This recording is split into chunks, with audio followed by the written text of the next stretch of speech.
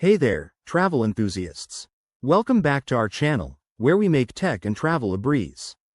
Today, we're diving into a super handy tutorial, how to change currency on the Expedia app for 2025.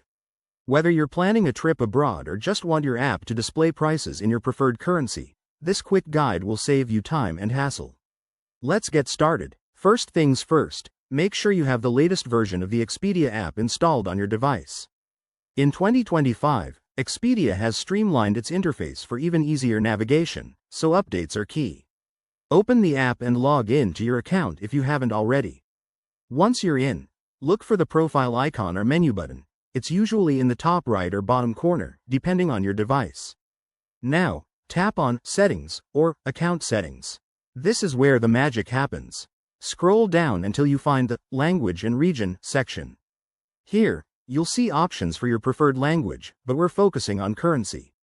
Tap on Currency or Preferred Currency. Expedia might label it slightly differently based on your region, but it's straightforward.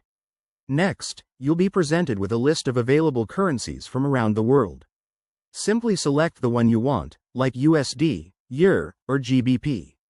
After making your selection, hit Save or Apply Changes. The app will refresh, and voila, your currency is updated. This change should apply across all your searches and bookings moving forward. A quick tip: if you're traveling frequently, double-check that your currency setting matches your current location to avoid any confusion with exchange rates. Also, remember that changing currency doesn't affect your payment method, it's just for display purposes. If you run into any issues, like the option not appearing, try logging out and back in, or contact Expedia's support. They're always helpful. There you have it, folks. Changing currency on the Expedia app is a simple process that takes less than a minute.